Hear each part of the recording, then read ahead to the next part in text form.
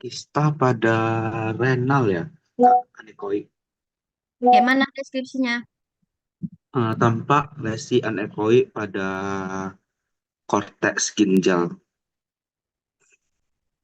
Jangan lupa Tampak tampak lesi batas anekoik eh, dengan dengan batas tegas. lesi anekoik dengan posterior acoustic enhancement. Pokoknya itu jangan lupa ya, Dek. Ini kasus kista ginjal ya. Baik, Kak. Terus ini si Andika. Ini apa Andika?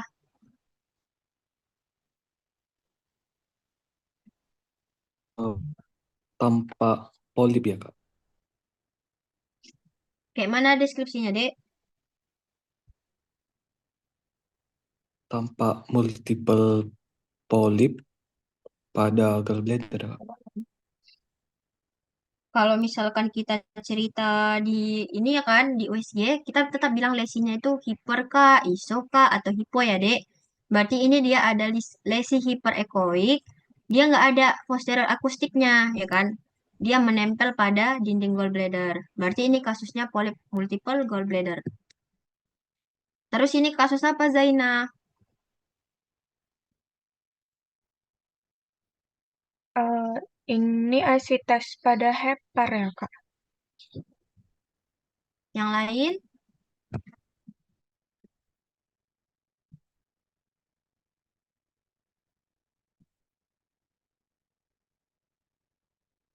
Aifa apa ini, Dek?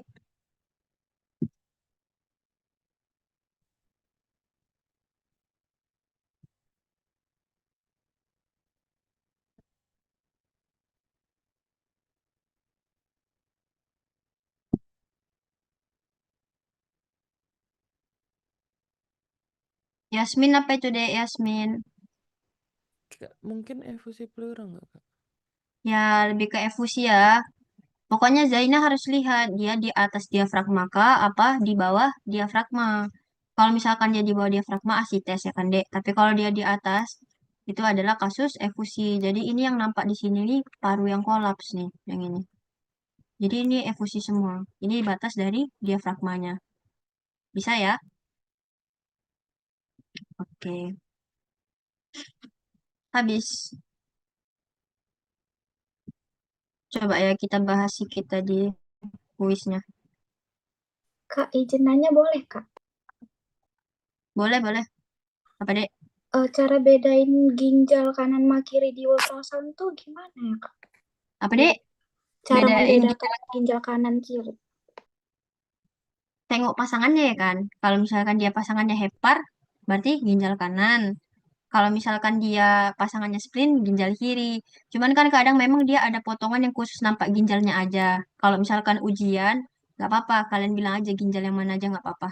Tapi kalau misalkan memang nampak strukturnya ada hepar dan spleen, pasti harus tahu ya kan, ginjal kanan atau kiri. Oh, makasih, Kak. Ya, Dek. Nih ya, kita bahas dari nomor satu, mulai dari, nggak bisa sih. Oke. Ini dari si kakak yang nampak dulu ya. Siapa yang kakak nampak? Si Yasmin. Nomor satu apa, Dek? Gas, Kak. Cocok. Ada yang salah ini? Salah ya. Nomor dua si Zaina. Eh, itu navikular ya, Kak? Cocok. Naviculare ya. Pokoknya kalau dia yang melengkung, naviculare. Terus yang dia bentuknya petak kuboid, yang besar kali namanya calcaneus. Di atas calcaneus ada talus. Yang ada lataran medial itu sih cuneiform. Oke ya. Ini yang nomor tiga si Regina.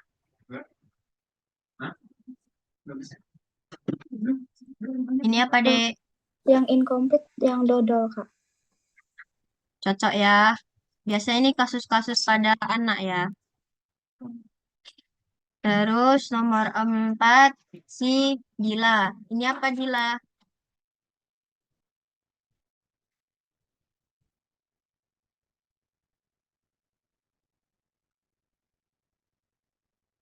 Itu gambaran apa khasnya itu, Dek? Namanya.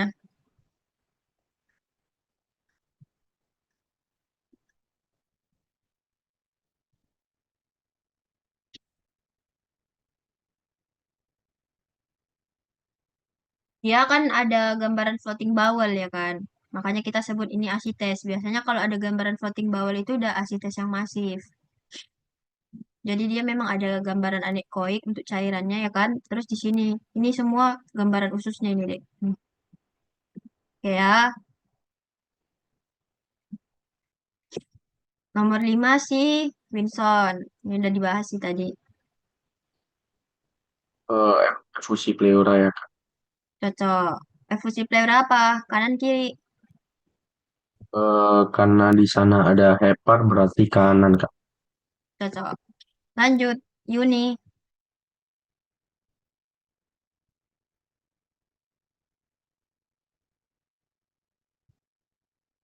Ini Yuni jawab apa, Dek? Nah, aku jawab sistografi, Kak. Cocok. Pas ya. Karena dia di fisika. Berarti ini fluoroskopi sistografi. Terus habis si Yuni, si Thomas. Ini apa Thomas?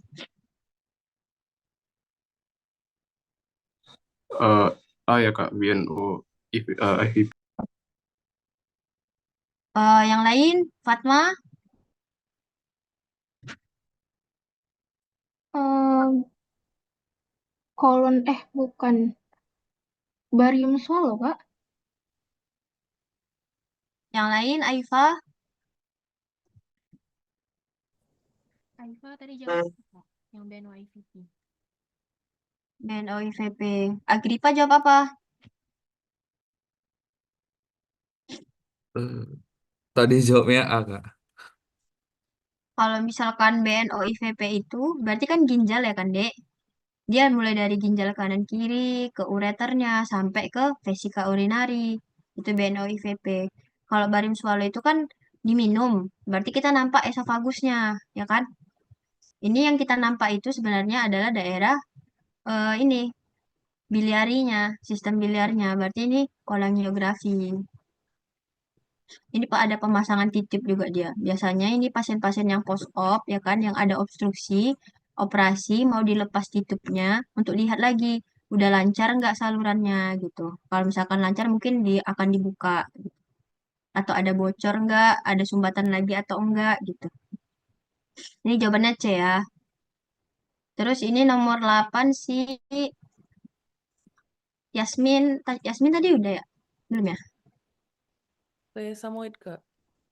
Sesamoid, cocok. Ini apa Putri? Abdomen 3 posisi, Kak. Ya, ini kira-kira curiga kasus apa, Dek?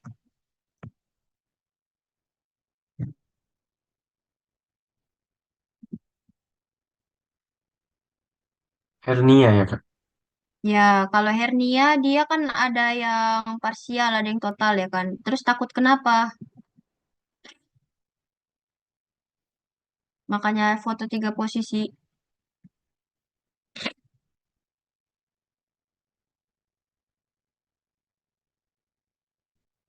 Takut ileus. Makanya dia foto ya, Dek. Terus yang nomor 10 si Melki. Izin Kak, Mm-mm. yang saya tunjuk, yang saya jawab tadi adalah C Kak, plural line. Cocok ya. Udah bisa lah. Mudah-mudahan. Oke, nomor 1 postesnya Zati. Apa, Dek?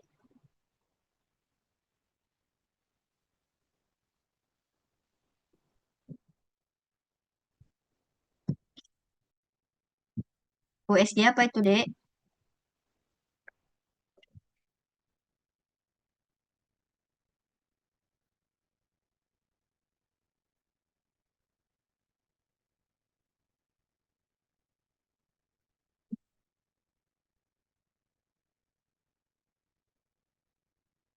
Gak apa-apa, coba aja. USG apa? Tadi sih, Kak, jadi jawabnya USG abdomen, Kak. Terus, kelainannya? Ada lesi dengan lesi yang hiperechoic dengan posterior acoustic shadow, Kak. Anechoic. Jadi ini sebenarnya kalau lebih spesifik kita bilangnya USG gallbladder, ya kan? Kelainannya apa? Yang pertama, dia ada penebalan dinding dari gallbladdernya dengan sludge di dalamnya, ya kan? Sama ada lesi hiperechoic dengan posterior acoustic shadow pada gallbladder. Berarti ini kasusnya cholelithiasis dengan cholecystitis. Terus nomor 2 si Andika.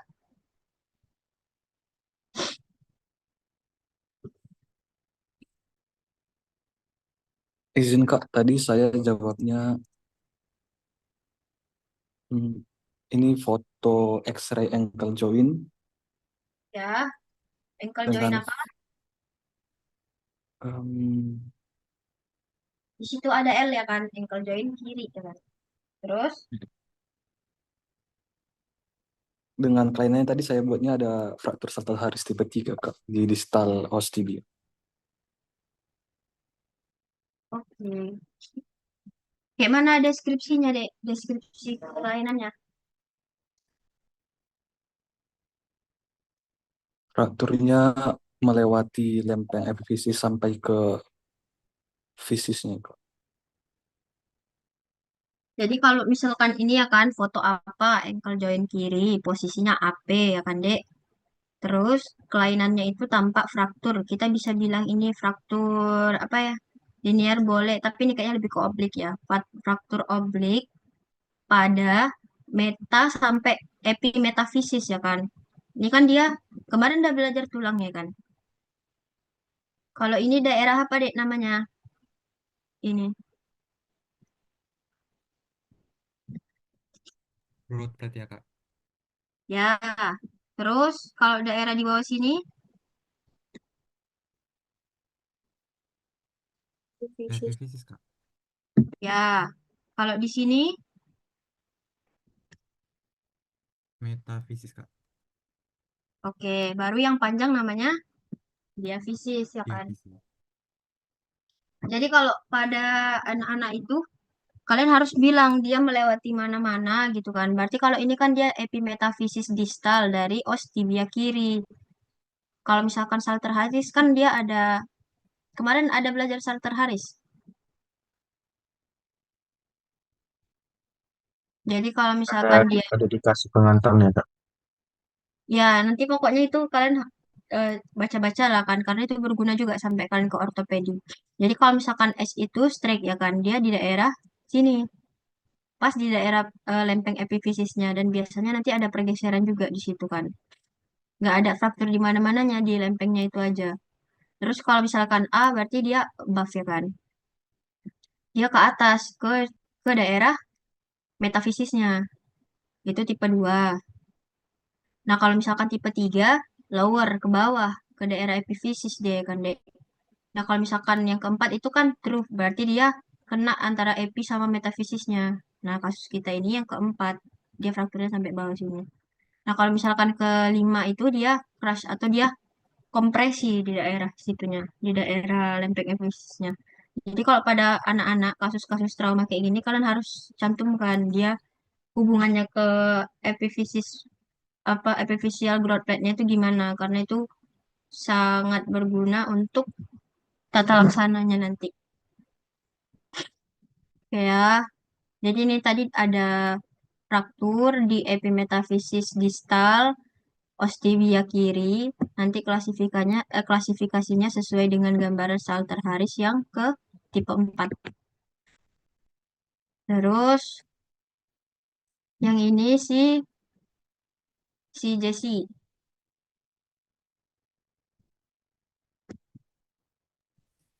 Izin Kak, fotonya foto toraks PA, toraks PA, kemudian kelainannya itu didapati gambaran avaskular pada lapangan paru kanan ditandai dengan hiperlusen, kemudian adanya paru yang kolaps juga di paru kanannya, dan ada juga deviasi trakea dan mediastinum ke arah kontralateral atau ke arah kiri. Diagnosisnya pneumotoraks paru kanan, Kak. Oke, ya.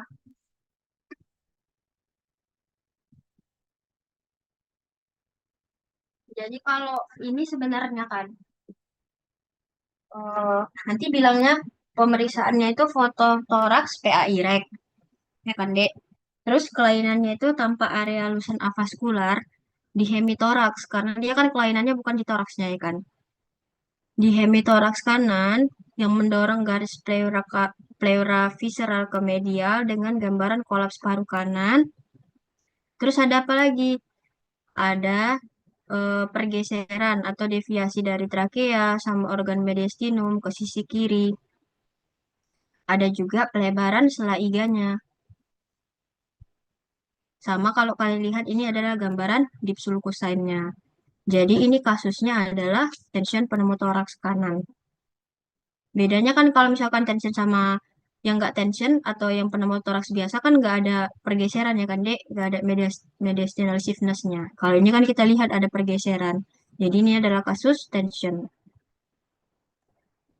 Pokoknya nanti jawabnya lengkap ya. Ada area lusen avaskular di hemitoraks kanan, ada pendorongan garis pleura visceral ke medial dan gambaran kolaps paru kanan, ada pergeseran atau deviasi dari organ mediastinum ke sisi kiri, terus ada pelebaran sela iga, sama ada gambaran deep sulcus sign.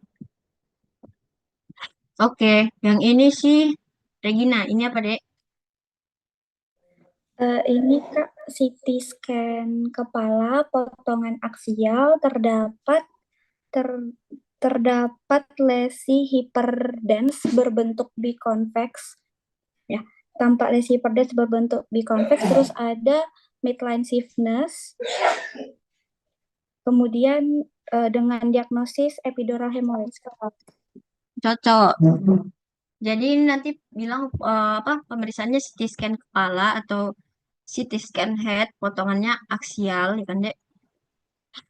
Ada gambaran ini tadi kan. Biasanya kalau EDH apa gambaran khasnya Dek, kalau klinisnya?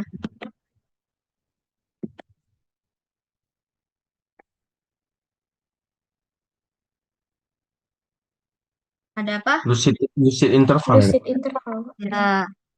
Jadi kalau misalkan nanti itu ada lucid interval, udah tau lah kalian kemungkinan arahnya kemana ya kan. Terus berarti ini kasusnya EDH. Lanjut lagi si JB. Ini foto polos abdomen, dia supine, terus terdapat pembesaran daripada kolon, coffee bean sign, pembesaran pada sigmoid, coffee bean sign, jadi kemungkinan volvulus sigmoid. Sama jangan lupa ileusnya tadi ya Dek. Oh iya, Pelebaran kaliber. Terus yang 6 si Billy.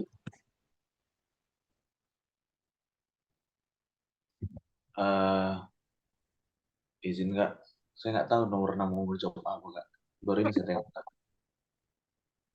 Kira-kira pemeriksaan apa lah itu? Eh, Pemeriksaan apanya aja enggak apa-apa. Pemeriksaan apa ya Kak? Oke, next dulu ya. Adit, Izin Kak, di antara esofagogram atau bariomil, terus kalau gambarannya big sign Kak. kasusnya kira-kira? Kasusnya lebih ke ini penyempitan penyempitan di distal esofagus ya Kak, atau kurang tahu. Sebelum ke lambung dia ada penyempitan. Kasus apa Iya, Dek? akalasia Kak maksudnya. Ya, jadi kalau misalkan ini kan pemeriksaannya esofagografi ya kan, esofagogram. Tanda khasnya itu ini penyempitannya itu ya kan. Penyempitannya itu kalau misalkan kalian cari ada red tail karena di sini kecil ya kan. Jadi dibilangnya kayak ekor gitu atau kayak paruh burung atau big sign. Gitu itu gambaran khasnya. Kasusnya ya tadi betul akalasia. Ini juga sering sih keluar kasus-kasus kalau misalkan nanti kalian belajar untuk persiapan ujian. Oke ya. Billy udah tahu apa tadi, Dek? Esofagografi, Kak. Nah, terus tanda khasnya apa, Dek? Ada rektel yang dimana itu penyempitan, Kak. Ya, penyempitannya itu di gastroesophageal junction ya. Oke, diagnosisnya tadi apa, Billy? Atalasia, iya. Apa? Apa sih itu namanya? Atalasia. Akalasia. Oh iya. Ya, akalasia. Akalasia. Sorry, Akalasia sorry. ya, Dek, bukan atalasia ya. Oke, Kak. Oke, terakhir si Stella.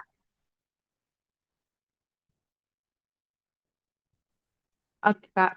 Nomor 7, foto X-ray lumbal, Ya, AP, dan lateral. cocok. Dijumpai gambaran pergeseran lumbalis 5. Dijumpai juga ada osteofit sehingga spondylolitesis, Kak. Kemarin ada belajar sama Bang Jikri ini. Belum, Kak. Enggak sih, Kak. Belum, Kak. Jadi betul ya ada spondylolistesis. Nah, jadi kalau misalkan ujian nanti yang sama Dokter Elvita ya kan, kalau beliau itu ada perbedaan beberapa konsulen ya kan, tergantung sumber mana yang mereka baca. Jadi kalau nanti ujiannya sama Dokter Elvita, bilang yang bergeser itu yang bawah. Nah, tapi kalau sama yang Dokter Dedi, yang bergeser itu yang atas. Jadi kalau sama Dokter Elvita, ini ada tampak pergeseran korpus vertebra L5 ke posterior L4 sejauh kurang dari seberapa Bang? Seperempat ya? Seperempat korpus. Kurang dari seperempat. Ya. Jadi kalau misalkan Dokter Dedi berarti tampak pergeseran korpus vertebra L4 ke anterior L5. Ini yang maju. Nah, kalau sama Dokter Elvita, yang ini yang mundur. Gitu ya. Jadi kan tadi ini kakak bilang ada pergeseran korpus vertebra L5 ke posterior L4 sejauh kurang dari seperempat korpus. Kalau misalkan spondylolistesis itu dia ada banyak gradingnya, Dek. Nanti coba kalian baca lagi ya kan. Kalau grade 1 itu dia kurang dari seperempat korpus atau kurang dari 25%. Kalau dia grade 2 itu dia 25-50%. Grade 3 itu dia grade 3 berapa Bang? 75 ya? Ya, itu ya di atas 50-75 ya? Ya. 50-75. Jadi tadi kan ada spondylolistesis ya kan. Terus ada apa lagi? Sebenarnya ada kelainan lagi. Tadi osteofit juga betul ya, Dek. Ada osteofit. Osteofit itu kan dia yang runcing-runcing gini ya kan. Ini pun dari lateral bisa kalian lihat nih. Normalnya kan dia harusnya smooth. Harusnya dia gini aja ya kan. Tapi kalau dia ada runcing-runcing gini, nah, itu yang kita sebut dengan osteofit. Terus selain itu ada apa lagi? Sebenarnya dia ada kompresi. Kalau adik-adik tengok di sini bentuknya lebih pipih yang di torakal 12. Di sini pun bisa kita konfirmasi. Lebih pipih dia ya kan, Dek? Nih. Sama ini sedikit pipih di posteriornya. Jadi selain pipih tadi sama terakhir ada penyempitan dari diskusnya di lumba 5S1. Bandingkan dia ruang diskusnya yang ini, sama yang ini sempit ya.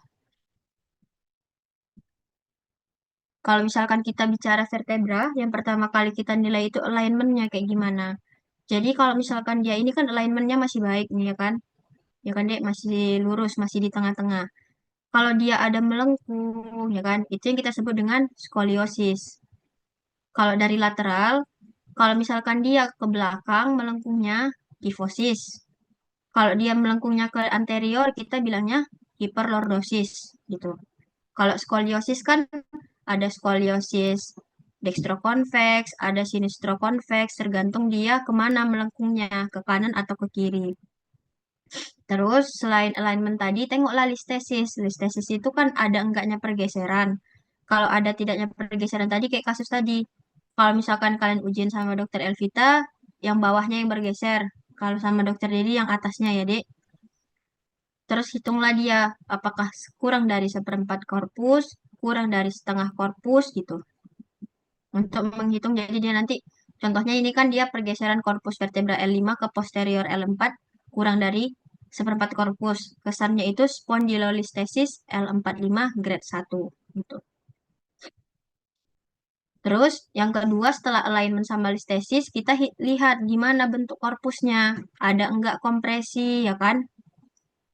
Kalau pada kasus kita ini kan ada kompresi tuh. Berarti kita bilangnya nanti tampak korpus vertebra torakal 12 dan L5 lebih pipih. Atau bisa langsung kalian buat juga tampak kompresi pada korpus vertebra torakal 12 atau L5 pun nggak apa-apa. Terus setelah itu tadi kan udah bentuk lesi-lesi, nggak usah nanti aja. Terus ada nggak osteofitnya? Nah pada kasus kita ini kan ada osteofitnya ya kan Dek? Berarti tampak osteofit pada mana? Ini kan pada lebih kurang semuanya. Kita bilang aja tampak osteofit pada korpus vertebra lumbalis. Terus yang selanjutnya kita nilai itu gimana ruang diskus intervertebralisnya. Ada menyempitkah atau enggak? Nah pada kasus kita ini kan ada tuh. Jadi kalau adik-adik bandingkan, ini ke sini lebar, ini ke sini lebar, yang ini cuma segini. Berarti ada penyempitan ya kan? Kalau misalkan dia ada pergeseran, ya kan? Kalau dia geser, kita sebutnya spondylolistesis. Kalau dia ada osteofit, kita sebutnya spondylosis. Tapi kalau misalkan dia ada penyempitan aja, kita sebutnya stenosis. Kalau ada penyempitan sama osteofit, kita sebutnya spondyloartrosis. Kakak ulang ya. Kalau misalkan dia bergeser, korpus satu dan korpus lainnya, spondylolistesis. Kalau dia ada osteofit aja, kita sebutnya spondylosis. Kalau ada penyempitan dari ruang diskus intervertebralis tanpa osteofit, kita sebutnya stenosis diskus. Tapi kalau dia ada osteofit dan penyempitan dari ruang diskusnya, kita sebutnya spondyloartrosis.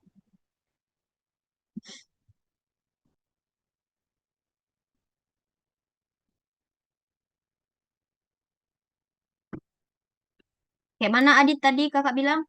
Coba ulang.